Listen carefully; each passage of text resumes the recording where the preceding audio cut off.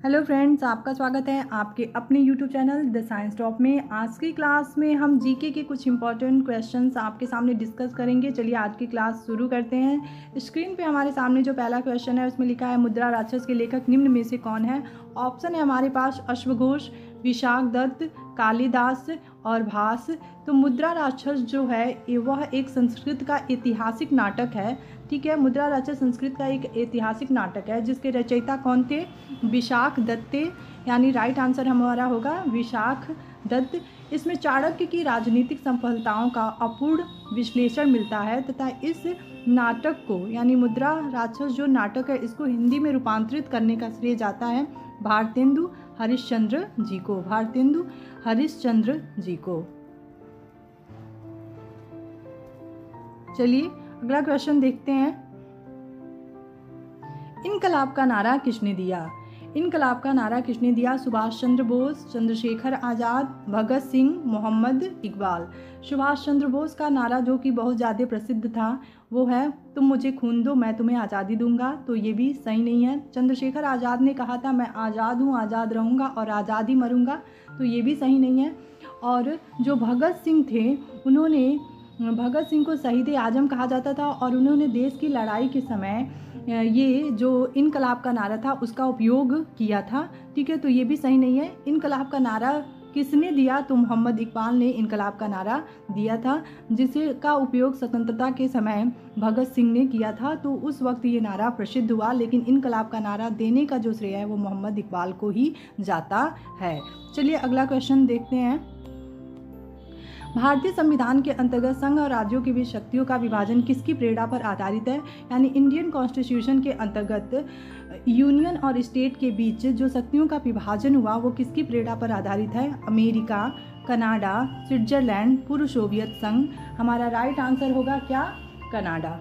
ठीक है, अगला क्वेश्चन देखते हैं। भारतीय संविधान को कितने भागों में विभाजित किया गया है। भारतीय संविधान को कितने भागों में विभाजित किया गया है। 16 भागों में, 22 भागों में, 24 भागों में, 25 भागों में। राइट आंसर होगा 22 भागों में।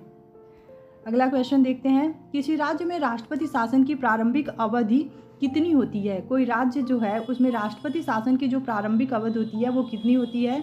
1 वर्ष, 3 माह, 6 माह, 2 वर्ष। तो सबसे पहले हम जानेंगे कि राष्ट्रपति शासन जो होता है वो 6 माह के लिए लगाया जा सकता है।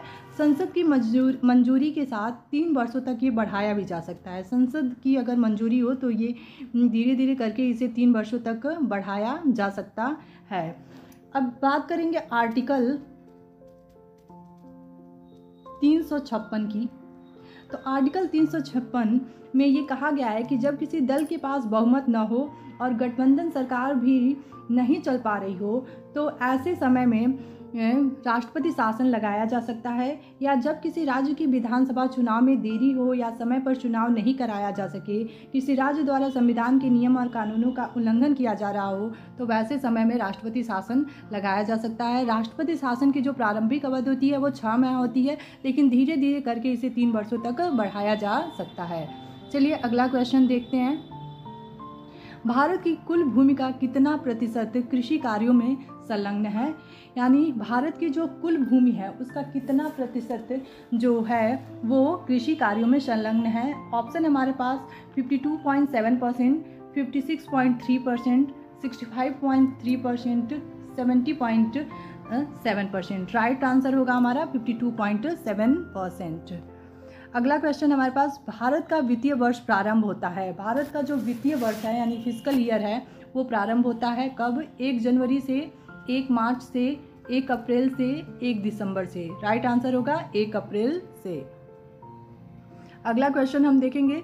समुद्री समीर बहती है। समुद्री समीर यानी सी ब्रीज जो है वो बहती है कब। दिन के समय में, रात के समय में, दोनों समय, मौसमी समय में। तो समुद्री समीर जो होती है वो दिन के समय बहती है और जो स्थलीय समीर होती है वो रात के समय में बहती है। यानी स्थलीय समीर की अगर हम बात करेंगे तब रात के समय में वो बहेगी, लेकिन समुद्री समीर यानी सी ब्रीज जो होता है वो दिन के समय में। विश्व की सबसे बड़ी मीठे जल की झील है विक्टोरिया, सुपीरियर, बैकाल, मिशिगन। तो मिशिगन राइट आंसर नहीं होगा, ये भी गलत है। हम बैकाल की बात करते हैं तो ये बैकाल जो है वो उत्तरी अमेरिका की 5 महान झीलों में से एक है और पूरी तरह से संयुक्त राज्य अमेरिका के भीतर है, तो ये भी गलत है। विक्टोरिया जो है वो अफ्रीका की सबसे बड़ी झील है, तो ये भी गलत है। तो विश्व की सबसे बड़ी मीठे जल की झील जो है वो क्या है? कनाडा और यूएसए की अंतर्राष्ट्रीय सीमा के दोनों तरफ बहती है और वो उसका राइट आंसर होगा हमारा सुपीरियर झील। चलिए अगला क्वेश्चन देखते हैं। संसार में सबसे बड़ा महाद्वीप है, संसार में सबसे बड़ा महाद्वीप कौन सा है? उत्तरी अमेरिका, दक्षिणी अमेरिका, एशिया, अफ्रीका। सबसे पहले हम जानेंगे कि महाद्वीपों का क्रम। तो पहले नंबर पे है हमारा एशिया, ठीक है। उसके बाद बात करेंगे हम अफ्रीका की, दूसरे नंबर पे है अफ्रीका, इसको आप लोग नोट कर लीजिए। तीसरे नंबर पे है हमारा उत्तरी अमेरिका, ठीक है। उसके बाद दक्षिणी अमेरिका,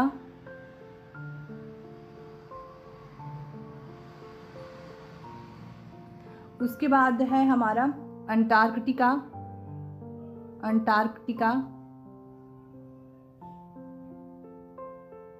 के बाद है यूरोप और सबसे लास्ट में है हमारा ऑस्ट्रेलिया। ऑस्ट्रेलिया जो है वो सबसे लास्ट में है।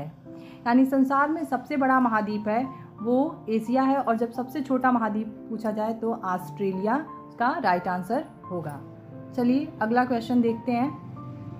एक व्यक्ति एक दीवार को धक्का देता है पर उसे विस्थापित, यहाँ पे है, विस्थापित करने में असफल रहता है तो वह करता है कोई भी कार्य नहीं, ऋणात्मक कार्य, धनात्मक परंतु अधिकतम कार्य नहीं, अधिकतम कार्य। इसका राइट आंसर होगा कोई भी कार्य नहीं। चलिए अगला क्वेश्चन देखते हैं। हम दलदली सड़कों पर क्यों फिसलते हैं? गुरुत्वाकर्षण बल के कारण, आपेक्षिक वेग के कारण, घर्षण की कमी के कारण, घर्षण की अधिकता के कारण।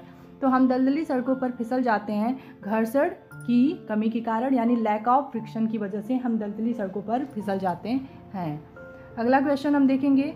पुरुषों की अपेक्षा महिलाओं की आवाज़ अधिक, यहाँ पे है तीक्ष्ण, महिलाओं की आवाज़ अधिक तीक्ष्ण होती है क्योंकि महिलाओं की आवाज़ का आयाम कम होता है, आयाम अधिक होता है, तारत्व कम होता है, तारत्व अधिक होता है। राइट आंसर होगा तारत्व अधिक होता है।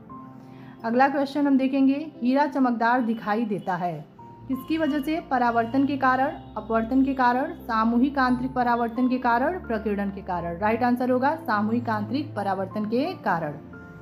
अगला क्वेश्चन हम देखेंगे। हाइड्रोजन बम आधारित है किस पर? नाभिकीय संलयन पर यानी न्यूक्लियर फ्यूजन पे, नाभिकीय विखंडन पर यानी न्यूक्लियर फिशन पर, उपर्युक्त दोनों पर, उपर्युक्त किसी पर नहीं।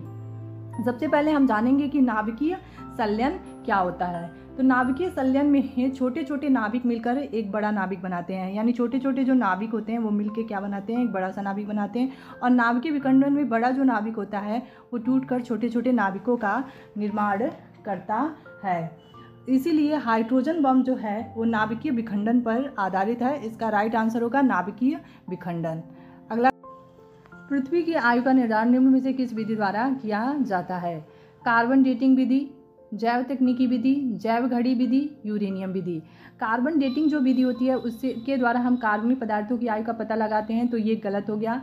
जैव तकनीकी विधि यानी बायोलॉजिकल टेक्नोलॉजी जो होती है उसमें मानव स्वास्थ्य और समाज को बेहतर बनाने के उद्देश्य से नए उत्पादों, विधियों और जीवों को विकसित करने के लिए इसमें जीव विज्ञान का उपयोग किया जाता है, तो ये भी गलत हुआ। जैव घड़ी जो विधि होती है यानी बायोलॉजिकल जो क्लॉक होता है उसमें शरीर की हर कोशिका में सोने से लेकर उठने, खाने, पचाने जैसे शारीरिक क्रियाओं को सुचारू रूप से संचालित करती है और क्रियाओं को सुचारू रूप से ये संचालित करती है। साथ ही साथ हमारा शरीर इसी जैविक घड़ी के अंतर्गत कार्य करता है। इससे हमारे शरीर में कार्य करने की क्षमता, हार्मोन और तापमान के स्तर में भी बदलाव होता है, तो ये भी गलत हुआ। यानी पृथ्वी की आयु का निर्धारण निम्न में से किस विधि द्वारा किया जाता है? तो यूरेनियम विधि के द्वारा किया जाता है। उसके बाद अगला क्वेश्चन है। कृष्ण छिद्र सिद्धांत को प्रतिपादित किया था। कृष्ण छिद्र जो सिद्धांत था उसको किसने प्रतिपादित किया था? सीवी रमन ने, एच.जे. भाभा ने, एस. चंद्रशेखर ने, हरगोविंद खुराना ने। तो हरगोविंद खुराना जो थे उन्होंने जीन संश्लेषण की खोज की, तो ये गलत हो गया। एस. चंद्रशेखर जो थे इन्होंने तारों के गिरने और लुप्त होने की गुत्थी को सुलझाया, तो ये भी गलत हुआ। H.J. भाभा जो थे वो कॉस्मिक किरणों की खोज किए थे, तो ये भी गलत हुआ। तो जो कृष्ण छिद्र का सिद्धांत था वो C.V. रमन ने दिया था, ठीक है। और कृष्ण छिद्र जो होता है वो क्या है कि जब कोई विशाल सितारा अपने द्रव्यमान और गुरुत्वाकर्षण के कारण गिर जाता है, यानी उसका सारा द्रव्यमान किसी छोटे क्षेत्र में सिमट कर रह जाता है, तो वहाँ ब्लैक होल का यानी कृष्ण छिद्र का निर्माण होता है। चलिए आगे देखते हैं। भारत में सिलिकॉन वैली कहाँ स्थित है? भारत में सिलिकॉन वैली जो है वो कहाँ स्थित है? तो सिलिकॉन वैली ऑफ वर्ल्ड जो है वो अमेरिका के सैन फ्रांसिस्को में स्थित है। यानी जब हम वर्ल्ड की बात करेंगे, वर्ल्ड में सिलिकॉन वैली कहाँ है, तो अमेरिका के सैन फ्रांसिस्को में है। और जब हम भारत में सिलिकॉन वैली की बात करते हैं तो हमारे पास ऑप्शन है बेंगलोर, चेन्नई, कोलकाता, हैदराबाद। तो बेंगलोर है सिलिकॉन वैली, जहाँ IT कंपनीज ज़्यादा हो, ठीक है, ज़्यादा क्षेत्र में हो, ज़्यादा हो, उसे ही हम सिलिकॉन वैली कहते हैं। चलिए अगला क्वेश्चन हम देखेंगे। साधारण नमक में रासायनिक यौगिक होता है। जो साधारण नमक होता है यानी कॉमन सॉल्ट में जो केमिकल कंपाउंड होते हैं वो क्या होते हैं? Potassium nitrate, ammonium chloride, calcium carbonate, sodium chloride. इसका राइट आंसर होगा सोडियम क्लोराइड। सोडियम क्लोराइड का फॉर्मूला होता है NaCl। चलिए अगला क्वेश्चन हम देखते हैं। सर्वप्रथम विषाणु यानी वायरस की खोज किसने की थी? स्टॉकमैन ने, इवानोवस्की ने, स्टैनले ने, स्मिथ ने। राइट आंसर होगा हमारा इवानोवस्की ने। Thank you for watching.